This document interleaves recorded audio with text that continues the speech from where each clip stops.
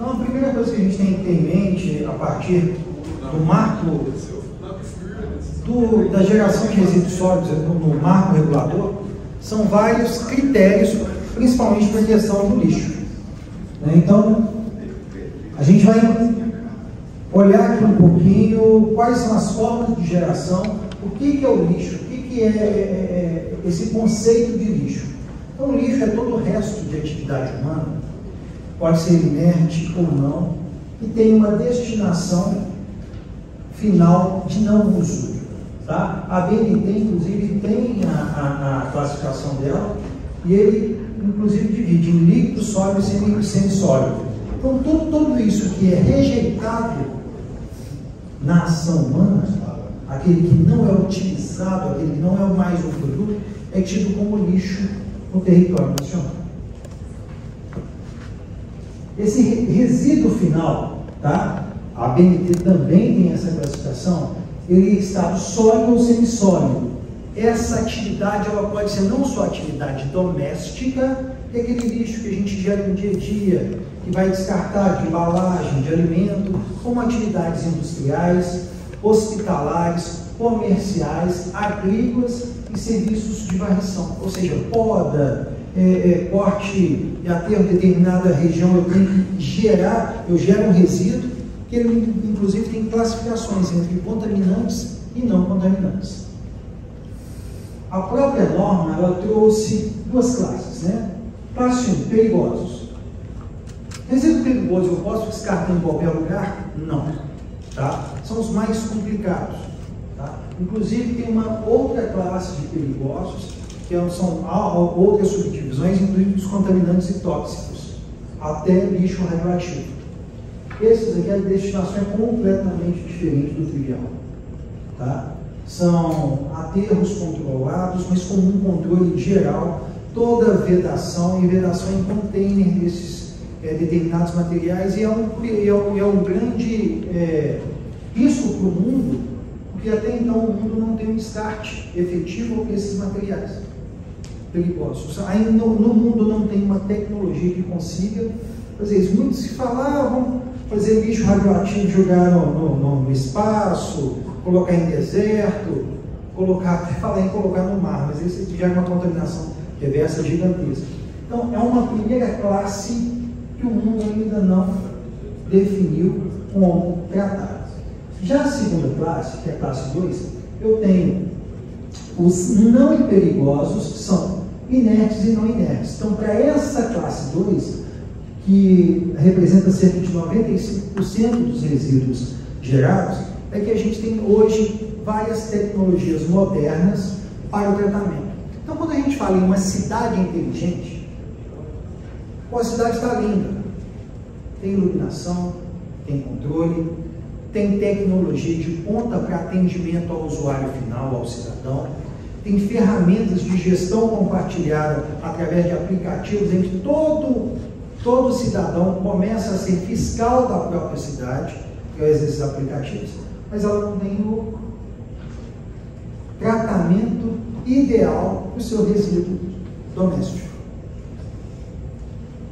Então, essas características dos resíduos, além de variar de município para município e região demográfica, ele vai variar de acordo com a própria forma com que o município trata esses resíduos.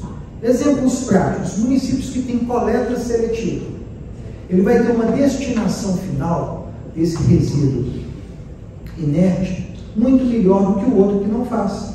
Qual é o maior problema de 90% dos municípios? O lixo que poderia ser reciclado, ele sempre é armazenado por uma coleta de um caminhão compactador, de cada 3 dias colocado na porta. Não há uma separação. Por que isso acontece na prática?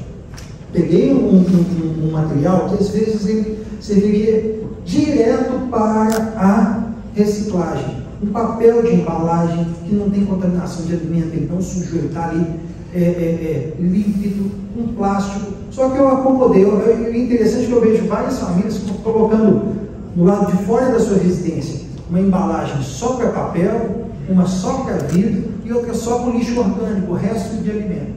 Vem o caminhão compactador fazer a limpeza urbana, o que que acontece? Pega tudo junto, joga no caminhão e o caminhão faz o quê? Compacta. Misturou o chorume, misturou os restos, então aquele material que era nobre, deixou de ser nobre. Então, como trabalhar com isso na prática? A cidade inteligente, ela tem que fazer essa gestão através de informes, através de artifícios tecnológicos na palma da mão. Coleta seletiva, gente, toda segunda-feira eu mando um zap, o controle da sua cidade, através de um aplicativo do celular. Toda segunda-feira vai ser a coleta de vidros. Só coloquem vidros. Na quarta-feira vão ser papéis. Todo mundo que acumulou papel, deixa. E também, junto, acessório a esses processos tecnológicos, a gente tem processos que ainda são manuais. Os nossos catadores de papel. Tá? Que em uma concepção moderna, de uma cidade inteligente, ele é um agente de suma importância. Só que ele ainda é colocado à margem da sociedade como um catador de papel. Sabe o que é o ideal? A gente ter programas de dignificação desse nosso catador de papel. Ele não é um catador de papel, ele é um agente da natureza. A gente está desenvolvendo alguns programas com alguns municípios que passam por esses 3 pilares: tecnologia de ponta no tratamento, estudo, e a gente tem que estudar como que a sociedade vê a destinação final desses resíduos, e o terceiro pilar é a parte social. Como que eu posso gerar emprego, renda digna para esse catador de papel? É a primeira tarefa, é a transformação do autoconceito. E o catador de papel, gente, ele é um dos maiores agentes que o município pode ter no combate ao lixo mal empregado. Por quê? Ele é o primeiro agente de reciclagem. Então, a primeira coisa que a gente tem que fazer é reciclar internamente o catador. Catador, você não é um mero catador, você é sistêmico dentro do município. Então, hoje, a Lei Nacional de Resíduos Sólidos, ela entregou à Prefeitura várias ferramentas, inclusive essa forma de fazer com que os catadores se associem entre si, formando cooperativas de mão de obra, e essa cooperativa pode ter, inclusive, repasse público direto, principalmente para essa esfera que já está classificada na lei. Esse agente da natureza, ele é um ser de direitos e obrigações, assim que consorciado com os demais, fazendo dali uma nova empresa de reciclagem. É uma tarefa árdua? Mas é um treinamento que a gente faz por quê? Essa questão cultural e econômica de resíduo sólido, como ele varia de região para região, a gente tem que ter uma média nacional, porque o Brasil é um dos países que mais geram lixo no mundo. E ainda a gente tem área, porque com área, com lixão, é o mais barato de todos, mas é o que mais contamina. Imagina se o Japão fosse assim. Então, por isso que a gente tem que olhar países mais desenvolvidos, com territórios menores, qual tecnologia que eles estão aplicando, por que não aplicar aqui? Para a gente ter uma ideia dessa questão sistêmica, qual que é a nossa composição dos materiais que são descartados? Papel, gente, 25% do nosso resíduo, do nosso lixo domiciliar é papel. 25% de tudo que eu jogo fora. 25% de uma atividade econômica poderia deixar uma árvore a menos ser cortada, poderia estar ali voltando aquilo para o mercado. Eu ainda tenho plástico. 3% do meu material é plástico. Todo ele é reciclável, todo plástico é reciclável. Metal, 4%, vidro, 3%, e aqui outros 65%, principalmente restos de alimentos. E começa desde a compra do supermercado. Se eu não planejo bem a minha semana ou meu mês, eu compro a mais. Com tanta gente morrendo de fome, a gente joga comida fora. Ah, vai fazer um almoço para 3 pessoas, faz um banquete, aí está desperdiçando comida. Então, boa parte disso que a gente está aqui, ó, que é o pior, esses 65%, isso aqui é alimento que a gente deixou de consumir, alguém deixou de comer e vai para o lixo ser enterrado. Então, essa realidade cultural, para uma cidade inteligente, ela começa nas escolas. Isso é a educação.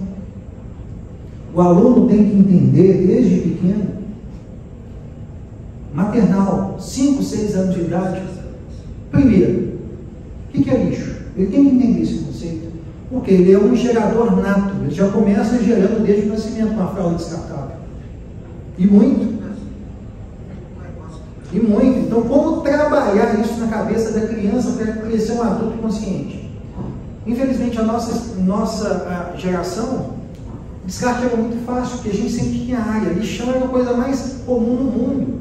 Ah, jogou fora, o caminhão vai lá buscar, a prefeitura vai dar uma destinação, tem bota fora, tem lixão, tinha tudo. A gente nunca preocupou nas consequências disso, na autocontaminação, inclusive de lençol freático. Às vezes o município capta uma água de lençol freático, um poço artesiano, e aquele lençol está automaticamente conectado ao chorume do lixão. Então eu autoconsumo o meu lixo. Interessante, né? E só agora que a gente foi perceber isso? Não, isso já era percebido há muito tempo. Mas eu acho que agora a gente tem que mudar essa realidade. Porque o Brasil, a média é de meio a 1 quilo por habitante dia, gente. Dependendo das regiões, esse número pode aumentar. Principalmente a região sudeste, infelizmente eu faço parte da estatística, é uma das maiores regiões geradoras de lixo do Brasil e do mundo. Por quê? Porque tudo nosso é embalagem. iFood, esses aplicativos de comida, delivery, né? Então, bacana, vem lá. Primeiro um papel que vem para forrar a bandeja, para evitar de sujar ela, para evitar de ter mão de obra para limpar. Depois o papel de embalagem, o papel do hambúrguer, aí o copo é descartável, o canudo é descartável, tudo é descartável. O sachê do ketchup, e aí vai. Então a gente entrou em um mecanismo de consumo desordenado e de geração desordenada de lixo. Então é um problema que a gente não precisa discutir aqui. Ah, Charles, toda cidade gera lixo. Mas toda cidade trata bem esse lixo que gera? Essa que é a discussão. A discussão não é que, primeiro, se a gente conseguir diminuir, já é assim, um ponto fundamental. Cidade inteligente que gera menos lixo que a estatística, ela já está um pontinho à frente. Por quê? Ela começa a dar um treinamento para a sua própria população. De quê? De autossuficiência. Se eu reciclo, eu vou ter sempre o material. Vidro é infinitamente reciclável.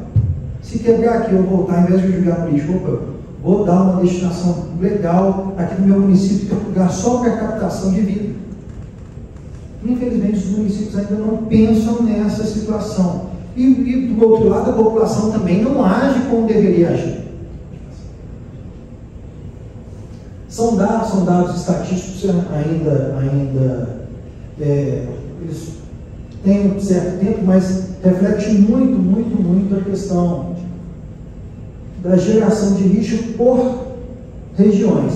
A região sudeste é quase o dobro da região sul. A região sul também é uma região muito desenvolvida, mas ela é de uma colonização mais europeia. O pessoal tem um pouquinho mais de consciência, porque o território sempre teve problema. Então gera-se menos resíduo final para o habitante. E aqui a gente tem as nossas variáveis. Infelizmente, a região centro-oeste, nordeste e norte, elas têm mais ou menos a mesma média. Sudeste, ela se destaca negativamente e o sul se destaca positivamente no cenário nacional. Então, o que o novo marco legal trouxe para a questão de saneamento como um todo? Também, não só para a questão de resíduo sólido, mas também a parte de tratamento do esgoto, toda a parte líquida. Primeiro, ela sai do foco específico dos municípios como o agente indutor do tratamento. Não é só o município que tem que fornecer isso. Eu posso trazer iniciativa privada, inclusive em parcerias, e fazer toda essa gestão. Terceiro, a forma com que eu vou fazer a contraprestação do cidadão, porque isso gera gasto. Tratar esgoto e cuidar de lixo é caro. Quem gera não é o próprio cidadão? Então ele tem que fazer um pagamento desse serviço ambiental ao agente. E no caso do novo marco do saneamento, e também de resíduos sólidos, tirou o agente público apenas, colocando a esfera público-privado ou do privado concessionário. Através de qual instrumento que eu vou pagar? Eu posso utilizar as contas de concessionárias para fazer esse pagamento. É muito utilizado hoje o esgoto na água, inclusive um referencial. Se eu consumo X metros cúbicos de água, automaticamente eu vou pagar Y metros cúbicos de esgoto, porque se a água entra, ela sai. A mesma coisa eu posso fazer do lixo, do mar, deixo isso claro. Eu posso colocar essa conta na própria conta de abastecimento de água. Por quê? Porque se automaticamente eu gerir um bem ambiental, que é a água ela é oriunda de ações terrestres. Eu preciso que chova, que ela entre, que ela infiltre, que ela saia a algum lugar. Ah, mas a água é de graça. Isso não é de graça, eu tenho que tratar para ela chegar potável na residência da pessoa. Então isso é um custo. Mas não só o custo do tratamento, mas o custo ambiental de mantê-la limpa. Porque se eu tiro o esgoto, eu trato, e se eu tiro o lixo, eu trato, qual é a minha tendência? De ter uma água mais pura, tanto superficial ou água subterrânea dos nossos lençóis. Então esse é um pagamento de um serviço ambiental direcionado à sociedade. Esse foi o princípio do pagador-poluidor ao agente usuário, que somos nós que estamos sentados. Todos nós que somos agentes de poluição. Todos. Por mais que tenha a melhor técnica, ele vai fazer alguma coisa que vai gerar um resíduo. Só de ir ao banheiro já gerou um resíduo. Se contaminou de com urina, já gerou um resíduo. E ninguém é capaz de não fazer isso. Então todos somos agentes poluidores. Então o conceito do pagador-poluidor é isso, na prática. É trazer a contraprestação pública daquele tratamento para quem efetivamente gera. Ah, Charles, mas é justo eu que tenho uma residência pagar ao mesmo tempo que uma indústria que contamina? Não. Então, por isso que a lei trouxe parâmetros diferentes desta cobrança. Uma indústria poluidora, em alguns casos, ela tem que fazer, inclusive, a autogestão do seu resíduo. Tanto o resíduo final, quanto o resíduo líquido. Fazer um pré-tratamento. Com bioétis, com étis. Desde shoppings a grandes indústrias, já é uma obrigação em vários municípios que ela faça o tratamento daquele resíduo coletivo, para ir para o sistema menos contaminado possível, para facilitar a destinação final.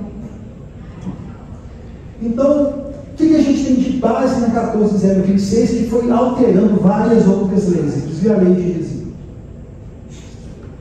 Ela faz a implementação, primeiro, da regionalização do processo de tratamento.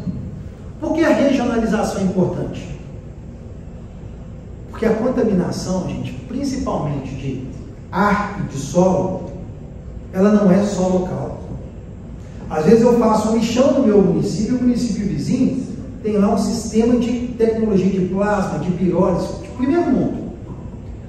Aí o meu está aqui, do lado. Eu jogo lixão, o urubu vem, zoonose, contaminação, são ratos, vai, e o chorume entrando no solo. Só que esse município está todo bonitinho, ele vai fazer uma captação de água de poço artesiano. E esse lençol freático não está só no município, ele está em vários municípios. Só que um contaminou, o outro fez certinho, está puxando uma água contaminada. Então, por isso o conceito da regionalização do tratamento de resíduos, vale para o esgoto, vale para o lixo, é porque o problema não é só do local, ele é sistêmico. E como sistêmico, nada mais prático que se consorciar com os municípios vizinhos e ter uma solução de ponta, por mais caro que ela pareça ser no primeiro momento, mas é que dá mais resultado coletivo no segundo momento. porque tem uma mesma métrica de tratamento, uma mesma métrica de atuação. Então, todos, através do bem comum da população, se unem para fazer uma gestão completa, através da possibilidade dos consórcios. E a lei também alterou o prazo. Infelizmente, essa aí foi uma questão negativa, porque ela ampliou um pouquinho o prazo da extinção dos lixões. O que é um lixão? Lixão é o que é o mais comum no Brasil. Quando não muito, ele tem ainda um caminhão que coloca aqui uma terra que vem de um Botafora para tentar cobrir aqui e tentar dar uma maquiada. Mas ele não coloca manta, o lixo é colocado ali do jeitinho que vem, não tem um processo de triagem, todo ele é desprendido a céu aberto, e a contaminação aqui, gente, é questão de minutos. Se chover, então, aí que o lençol freático agradece. Essa aqui a gente tem uma imagem muito interessante. Como que é sistêmico? Odor. Eu tenho gases, emissão de metano. A gente briga aqui, porque o mundo está colocando muito CO2 com os combustíveis fósseis. O metano é 10 vezes mais poluente do que o CO2. E a gente não vê uma campanha massiva para acabar com o metano. É muito melhor, se eu tiver um aterro, eu colocar tubos internos aqui e deixar queimando dia e noite esse metano, porque eu vou estar poluindo muito menos a atmosfera. Se eu queimar ali, gente, eu inclusive, essa queima em lixões gera crédito de carbono de 10 para 1. Cada 1 tonelada de metano que eu queimo, eu tenho 10 créditos de carbono CO2 referência. Então, até no aterro dá para se ganhar dinheiro com isso. Inclusive volta um pouquinho. Inclusive nessa condição. Então aqui é um cenário real. O catador. Olha a fisionomia do catador. Moribundo, à margem da população, trabalhando com o resto. Ele se sente o resto. Ele trabalha com o resto dos outros. Contaminação automática do lençol. Acúmulo de alimento vermelho para agentes nocivos, para animais nocivos à saúde. Contaminação não só de lençol, mas se chove, normalmente o aterro está num ponto um pouco mais alto, ele não fica em área brejosa, mas se sobe automaticamente o quê? Escoa o chorume para o corpo d'água. Então eu contamino externo e interno. Será que esse cenário que a gente quer para as nossas gerações futuras? Eu acho que não. Então a realidade nossa precisa se alterar o quanto antes. O aterro controlado é uma forma mais simples de se tratar aquele problema. Na prática é a mesma coisa, só que eu tenho um controle. O que seria esse controle? O que seria o ideal de um aterro controlado? Aí é o mundo ideal. É uma área que eu tenho que ter, primeiro, uma análise de solo, eu tenho que fazer uma sondagem mínima para saber o meu NA, meu nível de água solo. Até quantos metros o meu lençol freático está ali? Charles, se eu furar com 3 metros de água, esquece, essa área não serve para aterro, não. Esquece. O lençol está muito baixo. Eu tenho que ter uma camada de solo que vai fazendo como se fosse uma peneira, para não deixar o chorume impactado.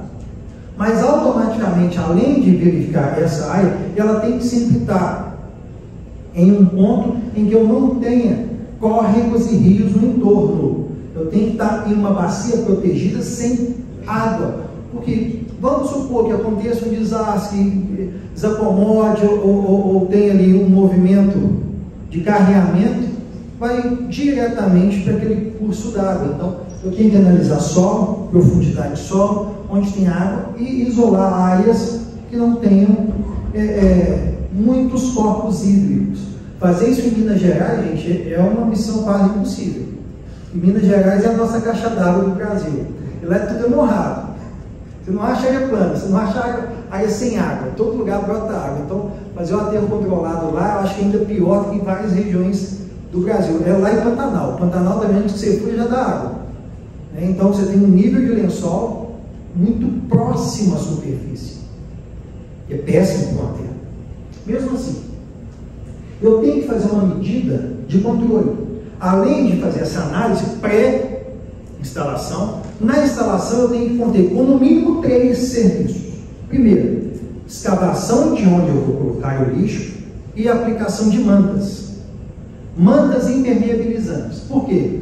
Se eu coloco a manta, eu coloco o resíduo e vou aterrando, aquele chorume, ele vai estar ali protegido para não infiltrar. Já é 100%? Não. Dá para mentir, não é 100%. Mas se atender a 70% de vedação, já está muito bom.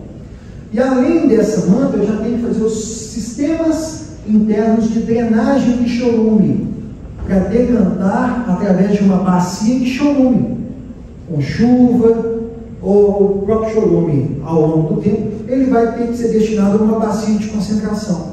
E essa bacia eu tenho que fazer pelo menos um tratamento primário. Eu tenho várias fórmulas. Então o aterro, todo mundo fala, o aterro é o mais barato. Depende. O aterro, no final das contas, ele sai muito caro. Se você fizer tudo que ele deve, tudo tem que ser feito. Além dessa parte de manta, de controle de drenagem de chorume, de bacia de decantação de chorume, eu tenho que colocar ali o sistema de tubulação para gases. Isso não é barato, gente, porque esse sistema de tubulação não é um tubo de PVC, tubo metálico, ele tem que aguentar aquela pressão e no final eu tenho que ter o exaustor de queima. Queimar mesmo, acendeu fósforo, deixar queimando ali 24 horas. Porque eu evito que esse metano vá para a atmosfera e eu jogo pelo menos CO2. Pelo menos CO2. Olha como que é a inversão. É tão pior deixar o metano que pelo menos eu tenho que jogar CO2. Queimar. Mesmo assim, eu gero um nível de poluição localizada, mas ele é bem preferível ao lixar. A regularização final, pós-vida, ela também é quase impossível. Porque aquela região foi contaminada praticamente pelo resto da vida. Tem que se tomar muito cuidado, inclusive em alguns projetos que a gente chama de descomissionamento de aterros controlados, é a gente tentar ali fazer um parque, voltar com vegetação, trazer uma infraestrutura urbana de visitação e não de uso intensivo, para que a população não fique ali com contato muito tempo com aquela região. Não dá para eu descomissionar um aterro, mesmo um aterro controlado, falar assim, não, agora eu vou colocar um sistema habitacional de baixa renda. Gente, o que eu estou falando é mentira, isso já aconteceu em muito. Alguns programas de habitação que saía gás na canalização do esgoto da pessoa, do banheiro. Saía gás, a pessoa queimava dentro do banheiro dela, acendia um isqueiro. Por quê? Foi dar uma destinação de habitação plena e contínua em uma área que nunca poderia ter essa destinação. Então, a grande questão é a não possibilidade de regularização no futuro como uma área habitável. Ela vai ser sempre uma área de uso esporádico. Aqui são alguns exemplos da retirada da vegetação, depois a preparação para a manta e depois eu venho com a terra em cima. Para todo esse, para o lixão e para todos os outros processos que a gente vai conversar daqui para frente, é super interessante que a gente tenha um sistema de triagem. Lembra daquele agente da natureza? Daqui para frente a gente não fala mais do catador, tá? Ele tem que trabalhar em 2 pontas. A primeira ponta é a coleta direta, incentivar a prefeitura podendo dar para o consórcio ou para o arranjo conceitual dos agentes da natureza, os carrinhos mais leves, de alumínio, que não deterioram com o chorume, fácil de locomover, fazer rotas em conjunto com os próprios agentes da natureza, que eles fazem a coleta primária, aquela antes de ir para o lixão. Mas uma vez que foi no caminhão, colocou e vai ser colocado no lixão. Qual é o cenário ideal? Eu vou vasculhar o meu caminhão, seja ele compactado ou não compactado, em um local. Esse local ele tem que ser todo vedado. Depois a gente mostra o que seria o mundo ideal ali, todo vedado, em que eu coloco e aquilo vá, por gravidade, a uma esteira. Então esse mesmo agente da natureza que colheu o lixo, ou às vezes no final de tarde, ou à noite, que é muito comum nas grandes cidades, de dia ele está lá fazendo o quê? Antes de ser aterrado aquele lixo, triagem. Opa, aqui eu estou vendo que tem vidro, aqui uma garrafa PET, aqui uma sacolinha sem muita contaminação. Opa, esse papel aqui ainda é novo e cada um separando. E aquilo vai gerar uma receita para eles. Ah, Charles, a prefeitura não vai ganhar nada dessa receita. Gente, só de tirar aquilo que não vai ser enterrado, o município já está ganhando muito. Tá? Charles, mas já paga lá por tonelada que entra para a concessionária que ganhou a licitação do meu aterro controlado. Por que eu, prefeito ou secretário de meio ambiente, vou preocupar com isso? Você não está preocupado nem com o que sai, não. É o que entra no solo, que contamina o seu município. Então, quanto mais se tira, é menos material que vai ser aterrado, é menos lixo gerado e mais material reciclado. Se cada um daqueles agentes da natureza começa a ter um salário melhor, ele muda de vida. Ele muda de vida, ele vai mudando a concepção. Isso começa na base. Então, é um negócio que é muito mais do que dinheiro. Coisa que o dinheiro não compra: satisfação social e saúde. O que é esse plasma? Plasma é a concentração de calor e o aumento da oxigenação e a desintegração das moléculas de todas aquelas substâncias que eu injeto lá dentro. Ela serve desde tecido orgânico, restos de animais, restos hospitalares, a resíduos que eu vou gerar no meu dia a dia, plástico, vidro. Então ela consegue fazer todo um processo fechado em uma temperatura regular de 800 graus. Então eu diminuo muito os gases de contaminação. Porque esse cluster fechado há um processo de retrolavagem dos gases. Então, furando praticamente zero, eu consigo fazer todo um processo de filtragem. Então, eu dou um armazenamento melhor. Então, da entrada de 7,5 toneladas por cada cluster, sai menos de 100 kg de material final. 7,5 para 100 kg. Hoje, aí quando eu falei do Japão lá no início, que era mais moderno, essa tecnologia não foi inventada no Brasil. Ela veio da patente japonesa.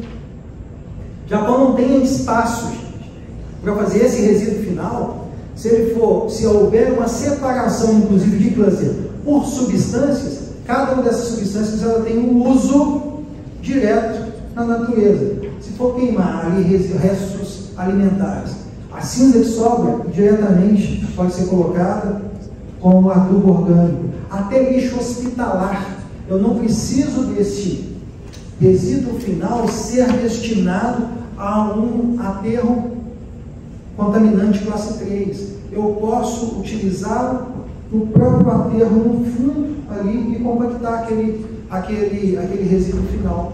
E até a sobra de seringa, que é aço cirúrgico, essas sobras, como ele vai a 800 graus, ela está descontaminada, então eu posso levar todo esse resíduo para a reciclagem.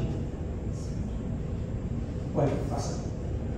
Então ela serve tanto para o contaminante, que é resíduo direto, hospitalar, e aqui a gente faz um alerta que a própria lei nacional, ela exige a destinação final desses resíduos, e todo município pode controlar. Se ele tiver um tipo de aterro sanitário compatibilizado com a tecnologia de plasma, ele pode inclusive direcionar que os hospitais, clínicas veterinárias e consultórios odontológicos façam a destinação final daquele resíduo. Quantos consultórios odontológicos tem no Brasil, gente?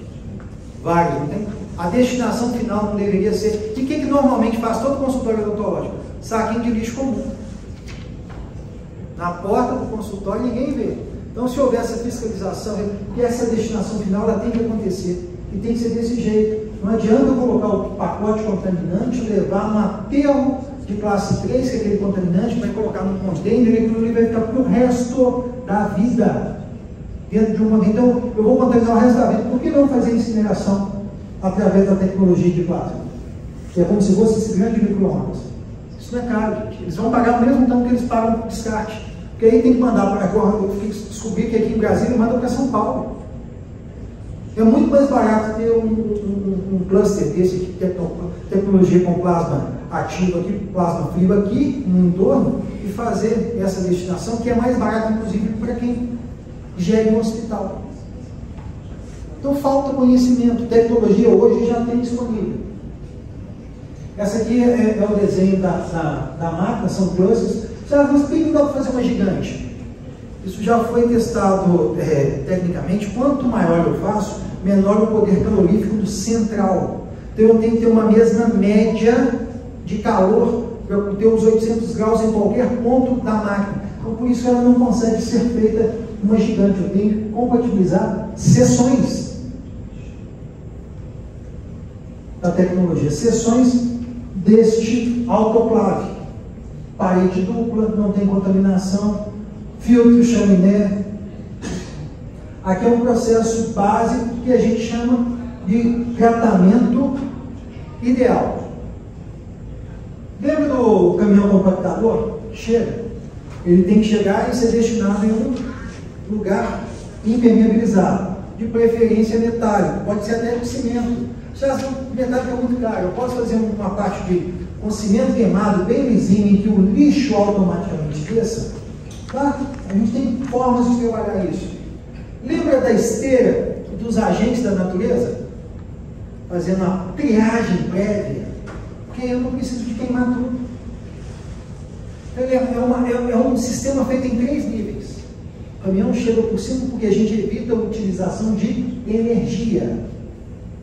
Tudo por gravidade. O caminhão chega, faz o pré-tratamento, cada um tem seu depósito de material, de acordo com os materiais. Somente o final que vem para o incinerador. Aqui volta um pouquinho, aqui é o desenho da Agrovias de cima, na imagem do caminhão depositando. Aqui é o desenho do agente da natureza, está vendo, uniformizado, ele está mais bonito, ele tem um EPI, ele tem todo o mecanismo de segurança, só cai aqui na área de triagem o que é realmente descartável. É despejado diretamente nos clusters, cada cluster, enquanto um está queimando, o outro está aberto para receber, pode fazer um decompositor, inclusive, específico para resíduo hospitalar, odontológico e veterinário. Inclusive restos, vísceras, restos de animais, tudo isso o decompositor consegue transformar em cinza. E aqui o pátio para o agente da natureza fazer a disposição final, de acordo com a característica: vidro, plástico, metal, papel. Aqui é uma visão mais ampla do sistema tecnoplasma, que seria o sistema completo. E aqui já é a caracterização da usina mesmo. Pode finalizar? Então, quais seriam as vantagens desse tipo de usina de plasma? Tá, porque a gente está falando, não, parece que só tem vantagem. Economicamente, uma usina dessa de plasma, ela custa 5 vezes menos do que uma usina de pirólise. Enquanto pirólise o pessoal fala ali na faixa de 10, 15, 40 milhões, né, Daniel? Daniel foi fazer uma 82 milhões. Né? Daniel, gente, é parceiro nosso na aquisição dessa tecnologia para o Brasil. A LOC, junto com a Geoline, a gente está fazendo todo um sistema ambiental e técnico para fazer isso, cair num custo muito menor, para que o prefeito tenha acesso a isso. Cada cluster dele custa menos de 2 milhões de reais instalado. É muito pouco para a quantidade de lixo que a gente gera e para o benefício que essa máquina vai tratar. A questão ambiental, que ela elimina todos os resíduos sólidos contaminados. Só isso em si já pagaria os 80 milhões que o pessoal estava pedindo na pirólise. Mas não, tem forma muito mais barata de se fazer isso aqui. Mas muito mais barata.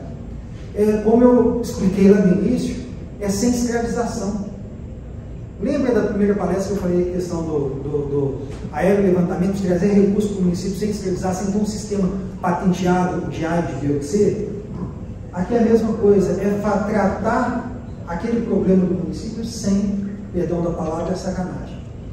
Tá? A ideia é essa, trazer algo de bom que perpetue, porque eu moro aqui, o Daniel mora aqui, o Charles mora aqui, a gente mora no Brasil, a gente não quer contaminar aquilo que o nosso filho vai beber amanhã. qualidade de vida para as gerações que vierem. O Brasil, muito bem colocado pelo ministro de Malta, deve ser a terceira maior economia do mundo, só que informal. Só que informal. Formalmente a gente não está tão bem assim, está entre as 10, mas informalmente é capaz de a gente ser mesmo a terceira maior economia.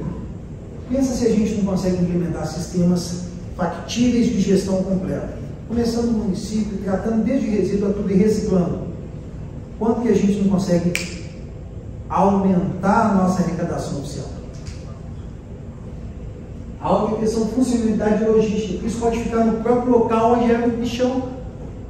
Eu não preciso de levar esse cluster para um lugar distante para ter um DMT, que é uma distância de material transportado gigante. Eu posso, o próprio consórcio municipal, posso fazer várias no município, inclusive regionalizadas no mesmo município. Uma região grande igual ao Distrito Federal, eu posso ter vários clusters, porque eu não preciso de muita área, igual um aterro sanitário ou um lixão. Eu posso, inclusive, usar as áreas dos lixões antigos para implementar. Então, essa é a solução do futuro, que é menos espaço, mais tecnologia, menos resíduo e menos contaminação. E a gente ainda está pulando aqui locais remotos para fazer essa coleta em caminhão e o próprio caminhão ser o agente, ter